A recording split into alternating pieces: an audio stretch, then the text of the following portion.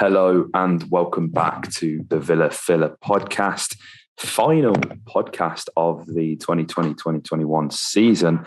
Boy, that is a mouthful, especially when you have a little bit to drink. I am here as always with my good friend Dan Wiseman. Dan, Manchester City 3, Aston Villa 2. I don't know. Where do we start? I know you've had a long day, but it's clearly been a whole year long because it's 21-22 as opposed to 2020-21. You're right. So that's how long your day's been. A whole season's passed. Yeah, it I've does aged feel like significantly. I empathise with you, mate. Yep. It is what it is, mate. As I said to you just before we came on air, I really can't make my mind up on how to feel about this one. Put a tweet up off the account, sort of expressing an opinion on it, and got absolute pelters. I was like, okay, just going to take that down. Oh, mate, I will go into it. I'll give you. Are there's we two in ways like faithful territory? Was it that bad? No. It was. I didn't think it was a bad take, but clearly some people did. But yeah, mate. No, we'll get into that. Yeah, hopefully you can help me. Yeah, we'll try and navigate these ever-changing tides, mate, that is Aston Villa Football Club. But before we get into that, we have a word from today's video sponsor. This video is sponsored by the wonderful guys over at OneFootball. It is the place to get all of the most up-to-date football news, scores, articles, live updates. You couldn't ask for more. Dan, we use this app every single day of our lives, and they've been kind enough to sponsor us here at the Villa Filler again. Yeah, it powers the podcast, mate. It's my go-to place for live scores, stats, and news from 200 leagues, 12 different languages. It's got the lot, mate. So, guys, if you check out OneFootball using the link in the top of the description, it'll help us out, it'll help you guys out, and it'll help you just enjoy the game that little bit more. Be like Dan and I, download OneFootball. Guys, if you haven't tried that OneFootball, just do it. Now, Dan, back to the game. And, we've spoken for weeks about this narrative that we're sick to death of, mate. Sick to death because it's becoming my life at this point. It's infiltrated work. It's infiltrated the podcast. It's infiltrated English football. Steven Gerrard, Philippe Coutinho winning the league for Liverpool. Yep. Clearly wasn't meant to be. I don't genuinely, mate. I know. The beautiful thing about football is that anything is possible. And, for 69 minutes or 76 minutes, we did prove that. And at the end of the day, it's a game of variables. It's 11v11. And there are millions of different outcomes that can happen in a game. None of these outcomes, though, that we predicted, mate, would ever have been that Villa genuinely won this game. So when Matty Cash puts you a goal up on the 37th minute, with everything that's going on, Liverpool obviously concedes early on to Wolves and are losing at this point as well. So regardless of Villa being 1-0 up, City still win the title. It was very strange, mate, because we didn't expect to go to the Etihad and give it as good of a go as we did for 70 minutes, did we? Nah, absolutely not, mate. I mean, the last thing that I expected to happen was the thing that everybody expected to happen, was that Coutinho would actually score. Gerrard would drop a masterclass, would be 2-0 up, 76 minutes, as you say, mate. I thought we were amazing, honestly. First half, we were fantastic. City didn't have a shot on target. The goal is great. It's another brilliant delivery by Dean for the cash header. Really nice way for him to round out a season with a goal, because it's been a fantastic sort of period in which he's really developed his eye for goal, Matty, and so it was quite a nice way to round out the season for him. On a personal note, same old in the second half, just kept on going. It was a really good performance, and then as I said, Coutinho scores. It's a brilliant goal, by the way. It is sensational. I'm watching it back now. The touch is sublime. Wow. And then, it was 76 minutes, I think, when Gundogan gets the first goal. And this is where it comes to, mate. The tweet I put out was like, as soon as they get that first goal, my opinion was it's curtains. I already knew. It was decided, it's done. Like, and I saw you tweet about it, mate. I was like, I've got a few comments for that as well, actually. The noise when that goal goes in is crazy. You know what, they've been in this situation before, 3-2 title wins on the last day of the season. We've seen this movie previously, guys. And my take was like, honestly, like when you're involved in a stadium that is that raucous, that believes like that, it's pandemonium in the stands, the noise goes off the charts. I genuinely think there are times in football when you're powerless. When you are powerless to what is happening in front of you. And we've seen it in like, you know, you look at like the remontada, you look at Liverpool coming back against Barcelona, like all these high profile examples where Real Madrid recently as well. Yeah. Perfect example. Like just when like sometimes like, and City have done it before. Right? Like the Aguero goal and everything like that. It's just like one of these times where as soon as that happens, with like fate on the line, destiny on the line, there's pandemonium in the stands, the noise levels are crazy. Like it's so difficult to compose yourself and just stem that tide, especially when you're playing against a side like the quality of Manchester City. So my take was like, genuinely, like I can't really fault Villa too much. Like, yes, okay, we were the architects of our own downfall for sure. But it's like sometimes, man, you're just we are dealing with other powers. We are dealing with things far, far beyond our remit. And it's like what happened out on that pitch after that, that is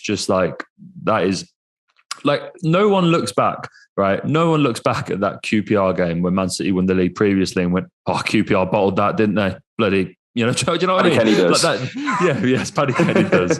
But like that's not the narrative. The narrative is like, you know, the footballing gods look down and this amazing goal, 93-20 Aguero, everything First happened. title, like that's how that's look. And I think it's the same. Like we're the only fan base that are going to look at this and be disappointed in the Villa.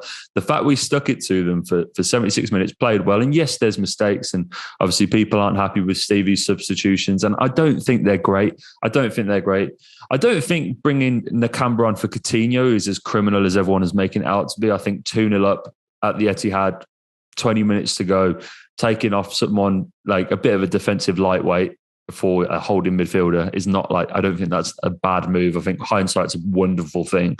Like it's 2020. Yeah. 2021. Yeah.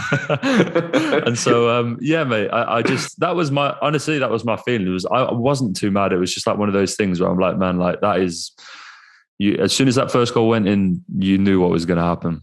Yeah, mate, I don't think that's a controversial opinion whatsoever. I've got a few people in the replies, and it is, you know, like it's fair enough. Like my opinion was that stadium did not get that loud until they scored. It was not like there was a bit of atmosphere, and we all know, you know, we reminisce about nights under the lights at Villa Park and how special it is and how that can carry a team and the roar of the Holte can really pull the ball into the back of the net. That's what they had, and it's like it's so easy and it's so funny to sit here and go, oh, City empty had shit fans, all this. That was probably the loudest like goal reaction I think I've ever heard. Like it was a joke. It was almost terrifying. It was, and as well, you know, this isn't the only time Villa have not only given up a lead, but given up a 2-goal lead this season. Look back to Wolves, and I think like the nuance that people are missing, Dan, with what you clearly intended with your tweet was you're not saying it's acceptable what happened. You're just saying you're calling it how it is. Villa crumbled when the City fans. They raised their levels. They changed the game. They carried the team when they needed them. That's how I see it, at least, anyway. And I don't think it's controversial. Guys, let us know in the comments, of course, what you thought. But honestly, it was deafening. It was an intimidating atmosphere as soon as they got that goal back. And you know, if Villa go a goal up, the likelihood is we're going to concede, especially away from home, especially at the team that are vying for the Premier League title in the manner that they were. But, you know, I think, you know, to talk about Villa, Dan, because I think, you know, we should, like, I want to try to be positive on this, but there are some things I do want to call out, which we'll get to just a little bit later. The first goal, Lucas Dean, fantastic. Now, I know we've been big fans since he walked through the door, mate. I feel like he's finally earned the respect of the doubters, I want to say. And there aren't that many, if we're being honest, but he's been sublime since he's come back from injury. That ball that he puts in for Kashi, it's wonderful, mate. He sets him up perfectly.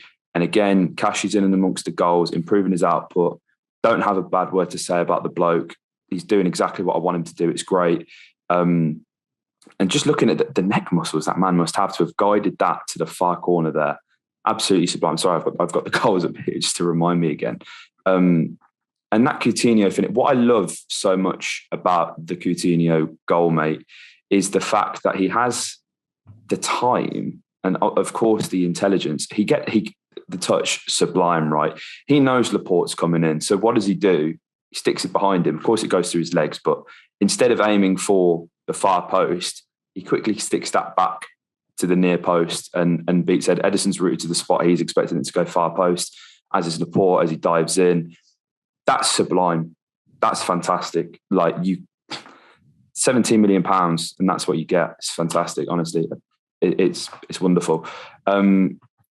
It's a disappointing first goal to concede, mate, for many reasons. Defending a bit too narrow as that ball comes in. Kashi's ball watching, and Gundo scores the first one, doesn't he? Super sub. Mm-hmm. What frustrates me, and I can't really complain too much because it's almost a carbon copy of how we scored our first goal. You're watching the ball, not the man. And I appreciate things are getting hectic, and you have to make a decision. And the defence are in line. As I said, they were a bit compact, but you have to be winning your headers at the back post. You have to, and Kashi knows that. He's done that before. But as you say, mate, the first goal goes in and Villa just capitulate. And I think the Rodri goal, again, that's avoidable. I think the final goal as well, I think that is also avoidable from Gundogan. But what I will say, and there's going to be fingers pointing towards Robin Olsen, which, first of all, I hope the man's all right. I really do, because the scenes at full time were absolutely disgusting. And there's been a lot of talk about celebrations, mate, and getting on the pitch and all this kind of stuff. And part of me is thinking, you see some teams do it and it feels a bit tin pot, but then it's like, should we really gatekeep how people celebrate, all this kind of stuff? But when they're going on the pitch, when fans are going on the pitch, and we saw it with Billy Sharp, we've seen it now with Robin Olsen, we've seen it with Patrick Vieira. This is literally in a week, mate. There's been 3 assaults on a pitch. It absolutely should not be happening. But Robin Olsen... Yeah. Sorry, go. No. I honestly, I just feel like there needs to be a dialogue open as to pitch invasions, mate. Like, they're so dangerous. Like, I know this might sound crazy, but all it takes is for one job to run on with a weapon. And it's like, can you imagine, mate? Like Billy Sharp got headbutted, but in today's day and age, man, if people come up, we know that security at football games isn't the best. Terrible things could happen, mate. And it's obviously across Europe, they have the nets and the fences and stuff like that, and all looks a little bit backwards. But yeah, mate, for all of that's happening in a week is crazy. It is. It's mad. And as you say, mate, it could be a weapon. And it sounds people are going to go, don't be ridiculous, but we've seen it. We even seen it with Grealish, didn't we? Gets lamps. That could have easily been a little shiv or whatever. And I don't it's not on. But back to the point about Robin Olsen, fingers are going to be pointed his way. And guys, let me know what you think about the situation. I do genuinely think, mate, Emmy concedes those 3 goals. Yeah, I do as well. 100%. 100%. Sure, the distribution wasn't there, but again, are we actually gonna sit here and pretend like Emi Martinez's long kicks are actually ever accurate? Can we be real here? Hey, honestly, the goalkeeper didn't make a difference today. People go, Olsen's not a good enough backup keeper. He's this, he's that. I'm sorry, but what Neil Cutler did with Oyen Nyland, and again, poor keeper, keeping it real, made some fantastic saves when it mattered on a couple of occasions. You look at Leicester in the Cup, things like that. He developed Nyland. He's brought in Emi Martinez and has developed his game. And he was fantastic last season. if Neil Cutler is happy with Robin Olsen, which the reports are saying he is, and we're going to be paying $3.5 million to sign him from AS Roma and all these things, I don't understand it. I don't understand. Like Robin Olsen would, like, he didn't do anything wrong. Like, as I say, his distribution was just as, I don't want to say good as Emmy's, because Emmy's distribution isn't particularly brilliant. And there were some shaky moments. So I can understand why people, I'm not going to sit here and go, you're all stupid or whatever, because that is, far from the truth. Because I was shitting myself a few times towards the start of this game with the passing. There was an instance where he kicks the ball off Jesus, and you're thinking, oh my God, what are you doing? But, you put that aside. This guy hasn't played since like October for Sheffield United, I want to say. So, contextualized, it's understandable. And again, like, I hate to be that guy. The game means nothing. So, like, realistically, Robin Olsen sticks one in the back of his net. It's just a bit peak, really, isn't it? Mate, the narrative around Robin Olsen before the game was nuts, mate. People were talking about this guy like we'd plucked him out the boozer and stuck him in between the sticks. Like, it was like, this guy's like a part-timer, and it's like, Justice for oh Wiseman. my God, what's he doing? What's he doing? And like, I was like, mate, this is a guy, right, that has 56 international caps, that's played in goal in a World Cup. He's played in goal in the Euros. He's played for Roma. He's played for Everton. He's played for top teams in Scandinavia. He's gone out to Greece. He's played in Serie A. He's a 4-time back-to-back winner of Swedish goalkeeper of the year. He's got 2 league titles in Denmark, 2 cups in Denmark, 2 leagues in Sweden, a cup in Sweden. And it's like, people are talking about this. I know. It's like, people say, like, if this is like Sinsalo, fine. Yeah. Like, I get the concern, but like, this guy is like, there aren't many better backup goalkeepers in the league. We're like, honestly, you go through me, like, all the backup keepers in the league, find me, bring me their resumes. Not many are going to stand up to this man. Like, 56 international caps, as I said, played all of Sweden's games at the last World Cup. He made his debut back in 2015, so he's had 7 years of international football. Find me a backup keeper with a better resume than that. Like, mate, we can't. The way that we were talking about this guy was crazy. We don't deserve nice things. But, like, ultimately, mate, I'm still not set on how I feel about this, because part of me did want Liverpool to win the league. I wanted Leeds to go down as well. That didn't happen. Burnley are absolutely royally fucked with their finances now, thanks to their new ownership. That is, Burnley don't really offer much to the league, but you don't want to see a football club go near extinction. And Burnley are probably 1 or 2 years away from that now, which is kind of unfortunate. But it's just, maybe I'm alone in thinking this, mate. I think if Liverpool are winning their game at half-time while we're 1-0 up, I do think City capitulate under the pressure. Yep. Because we've seen it. We've seen it happen before. Like, and I know, you talk about them having this experience on the final day Premier League. Like, realistically, like, City still would have won this game. But there is a part of me that does feel that had Liverpool have been winning, we go 2-0 up, I don't know. There's, and that's the beauty of it, mate. It's all what ifs. There's so many different potential outcomes that could have happened from this. But yeah, mate. One thing that has bothered me, right? I like Gerrard. I'm very pro whoever the manager is. I always have been. Even with Bruce until the end, till the very end, I was like, okay, I can see it's time to go. Talk's cheap, especially when you bottle it like we did, mate. And I understand it happens, but I can't find the exact quotes from Gerrard. I really can't, and it's gonna annoy me because it's not gonna back me quote it properly. But I feel like, how many times has Gerrard come out and gone 70 minutes top notch? We can't see a game out, and digs out the players. And it's not that I don't feel comfortable with it, but it's like, at what point does it become the manager's problem and not the player's problem? And like, we clearly need to improve. We clearly need to bring in higher profiles. Boubacar Kamara has been talked about today.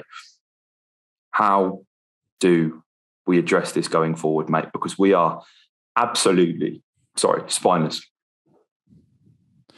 Yeah, mate, it's like one of those where, this is where it really comes down to. Felt a bit like the Liverpool game, whereby to beat these teams, you can't just be good for 76 minutes. Like, if you can't just be good for 89 minutes, if you're good for 89 minutes against Liverpool or City, you'll lose, because they can get, like, they'll just bring these guys off the bench. And it's like, look, like, as I said at the start, I do sympathize with the boys, man, because, like, honestly, I think you could have put any other of the 19 teams in that position, like that we were in today, 2-0 up, they get a goal back. And I think the vast majority, if not all, you get the same outcome, at least a draw. So it's like, but you're right in that it feels just a bit, it feels like the summary of our season, mate. And, like, look, like, I've always said that, like, look, that for me, well, the judgment seriously starts on Stevie, the first game of the season, because then it's like, okay, like, since he's come in, the narrative has been, right, first game of this, like, next season, transfer window, next season. And so, like, for me, if that's the case, Stevie's all, like, the whole time, as you say, mate, like, Stevie in his comments has been like, look, we're looking to add to the squad. We'll be in a better place next season. We're looking to bring quality and address these problems. He's been saying it the whole time. So it's like, okay, fine. It's not your squad. You're not come in.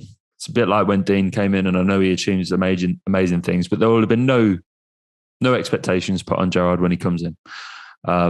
He's just sussing it out, and it's like, okay, right, fair enough. We'll get to the end of this season, get your players in, spend the money, bring in who you want, and then from the first game of next season, no excuses. And, like, I'm on, like, I don't know if I'm naive in saying this, but I'm in a position now whereby I think the managerial merry-go-round rarely benefits clubs. Yeah, the more that 100%. You sack, the more that you change. I think you're almost in a better position to stick with it. And I've been a long time on this podcast saying that it took Gerrard 3 or 4 years in Scotland with a club the size of Rangers to get them where they needed to be. So it's like, to break into that European race next season is only going to be harder because Newcastle are going to be in that conversation. Man United are probably, you hope. I think, like, well, Man United, you have to expect that Man United are going to be a better team. You have to expect that Everton are going to be a better team. You have to expect that Newcastle are going to be a better team, and all this sort of stuff. So there's, like, you've got your top 6, inverted quotes, top 6, and then you've got Everton, Newcastle. So that's 8 maybe you can expect to be in and around there. So realistic, like, there's every chance your top 8 positions could be there. It's like, then, so, like, honestly, you've got Wolves in that bracket as well. So you can then, like, 9 or 10 teams that feasibly could get into European football next season. And then you want to try and add Villa to that bracket. So it's only going to get harder and harder and harder to get into European football. And I'm just like, I even think that next season is going to be too soon, man. I don't think we truly appreciate just how difficult a task this season is. Like, one of the best chances any team's going to have had to break into that, because United have had a stinker, Everton have had a stinker, Newcastle were down the bottom, Wolves have fallen off. It's like Arsenal and Spurs have been so inconsistent all the way through the season. Chelsea have capitulated second half of the season. It's only been City and Liverpool that are able to put results together consistently. So it's like, to get into European football next season is a Goliath task, mate. And so it's like, I genuinely don't know where we stand, but we've been dealt a brilliant bit of news today in Kamara, which that continually puts us. I can't believe if that's true and we've got that over the line. I can't believe we've beaten our Atletico Madrid to that signing on a free. That is nuts. That is nuts, mate. So reason to be excited. 100%. To be fair, that's good. The summer transfer window, this period I'm talking about, which is like do or die for Stevie and the guys, is started brilliantly. Like 10 out of 10 could not have gone. It hasn't even opened yet. Window hasn't even opened, and we're off to a 10 out of 10 start. So if that's been the narrative the whole time, look ahead to next season. We're doing bloody well so far. Yeah, for sure. Let's just hope we can keep it on, keep the signings coming in early doors, because you don't want a Bailey Ings situation whereby it's taken far too long to hit the ground running. And just on a final note before we end, or 2 final notes. One, Jack Grealish, you're an absolute rat for running on the pitch when City scored the third. You are absolutely dead to me. Do not talk to me. Do not utter the words Aston Villa Football Club to Mate, anybody ever again. After the game, he said they'd won the title in the perfect way. Yeah, but do you know what? Like, you've burnt all your fucking bridges in Birmingham, mate. Good luck coming back. Good luck. Honestly, that's so disrespectful. And I'm like, he's stupid. He's thick. That's why he's doing it. Like, he is genuinely thick as pig shit. But like, I'm bored of having to kid myself with that. Like, I'm done with it. Honestly, absolute scumbag. I'm done with it. And as well, on a much more positive note, guys, you've been amazing this season. Honestly, you've really kept us going at times. I think like volume wise, again, mate, we've knocked it out of the park. But I don't think we thought we could have produced more content than we did last season when obviously we were sort of both. It was lockdown. We was at home. You know, it was easy with work and stuff like that. Obviously, you know, both working full time now. Like, this is something we do in our free time for you guys, of course, because we love to do it. But you guys who've listened and watched over the past season, you've been incredible. You've kept us going. You've kept us motivated on many a night where, you know, as much as I'd have loved to have spoken to Dan, I didn't want to. But, you know, you guys have kept us going, and I'm endlessly grateful for all the support that you've given us this season. And thanks to One Football too, mate. This has been a big year in that sense. One Football. Yeah, please, guys. It's been a really good year, mate, for the Villa filler. It's come on loads thanks to One Football, thanks to Charlotte as well. Yeah, shout out to Charlotte. 100%. We've really upped the product and the quality of it this year, I feel. I hope you guys feel the same. But, mate, whilst the football season is over, our season is just getting started, mate. You know where the number one place for all of your Aston Villa transfer content is right here on the Villa Filler podcast. It's what we do. Yeah, you guys all know. It's our bread and butter. It's where we feel. I think personally, mate, it's where we get our best content. We go to town with the research. We make sure we bring you guys the best possible lowdown on all the rumours, realistic or otherwise. Yes, mate, whilst the football is over, we're just getting started here. Absolutely. So, guys, make sure you subscribe and hit the bell button so you never miss a podcast or video from us here at Heart of the Holte. Thank you again, guys. Thanks to Dan. Thanks to Charlotte. As Dan said, there's levels to this game now. Like, we've ended the season in a way better position than we've started. Let's kick on, have a fantastic summer. Guys, again, your support's been fantastic. Up the Villa.